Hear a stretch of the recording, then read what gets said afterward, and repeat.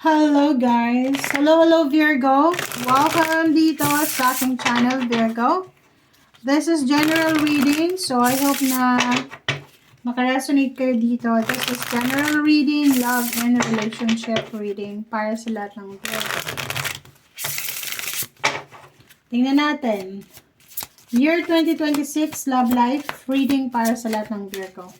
You're in a relationship ba? May asawa, live-in partner? Ano ba? Looking for a relationship. Okay. Okay.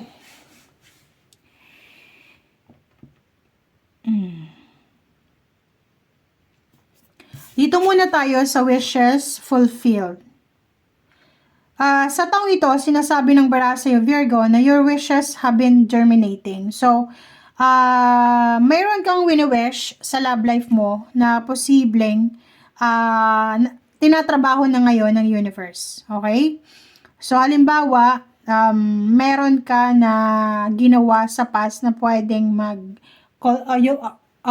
ibig sabihin, meron kang kinultivate dati na mag-harvest ka na this year of 2026.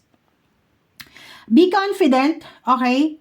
Kasi lahat ng pangarap mo sa love life ay posibleng magkatotoo. So, maybe, like for example, gusto mo makapag-asawa, magkaroon ng relationship na eto yung stable person mo.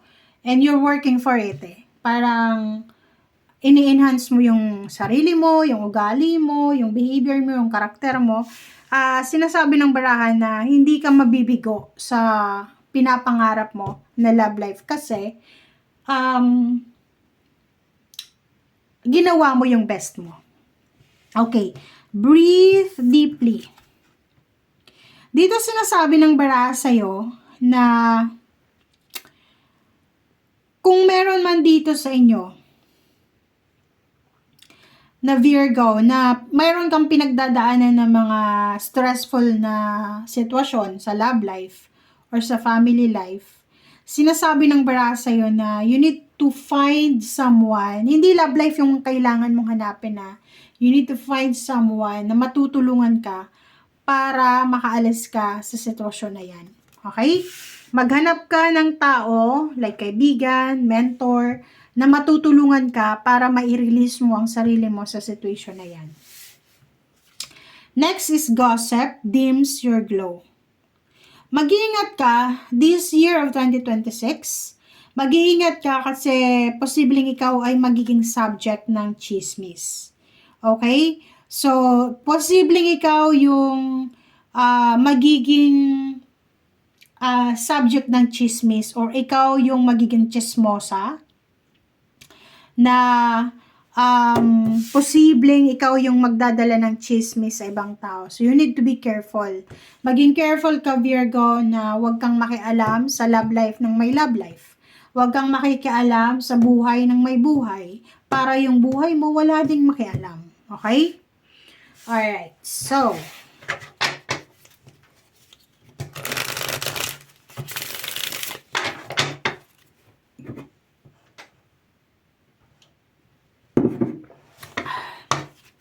Virgo.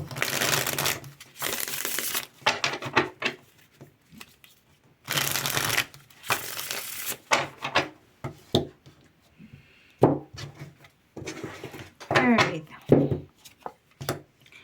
Wow. O, diba? So, Virgo, sinasabi ng barahan na malapit ka na.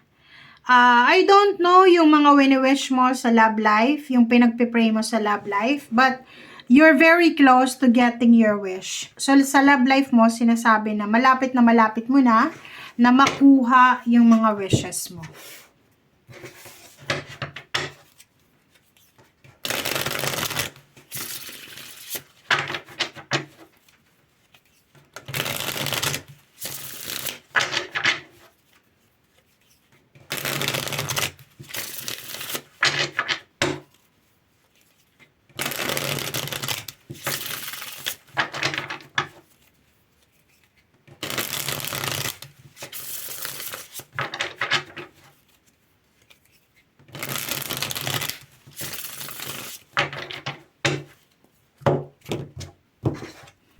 Okay. Eight of Pentacles. Okay, nakikita ko sa'yo dito, merong Virgo na pwedeng single ka or pwedeng in a relationship ka, pero kung may karelasyon ka, hindi, yung karelasyon mo ngayon ay hindi talaga siya yung parang pangarap mo na maging karelasyon. Pero siguro dahil bad choices nung bata ka pa, nagpakasal kayo ganyan ganito. And now, isa sa mga plano mo ngayon is makaalis ng bansa kung nasa Pilipinas ka pa lang. Kasi plano mong maghanap ng trabaho sa ibang bansa and at the same time love life. Please comment down below. Oh, 'di ba? Yung parang ang feeling mo, Virgo, like nakapag-asawa ka ng masamang tao. And sinasabi ng baraha sa'yo dito na isa sa mga wini-wish mo na pwedeng mangyari is yung makaalis ka na dyan sa relationship na yan and mahanap mo na sa future yung talagang pinapangarap mo na love life. Isa din sa rason kung bakit ka, lalo yung mga single na Virgo, nakafocus ka sa pera. Like for example, siguro matalino ka or hindi ko alam kung ano yung karakter mo. But ang pinaka-focus mo this year of 2026 is pwedeng mag-ipon ng pera, wag mo nang makikipagrelasyon or maghanap ng karelasyon na ibang lahi na pwedeng makatulong sa'yo, baka akala mo matutulungan ka niya sa kung ano man ang pangarap mo. Pangarap mong makapag-ipon, pangarap mong maging masaya, 'di ba? So sinasabi ng baraha sa iyo na mag-iingat ka, 'di ba?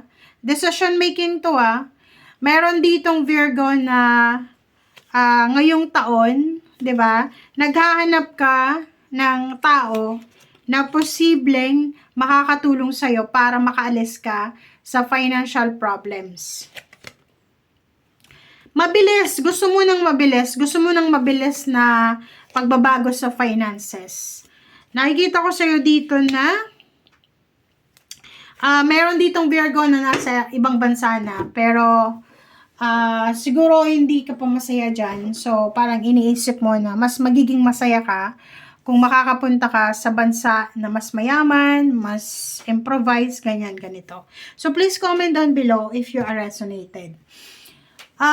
Sinasabi din ng baraha sa'yo na huwag kang masyadong seryoso sa taong ito, lalo na sa mga single na gustong makipagkilala sa'yo. Huwag kang makikipag-live-in, huwag kang kumbaga sasama agad-agad sa karelasyon mo. Okay? Thank you guys. Bye!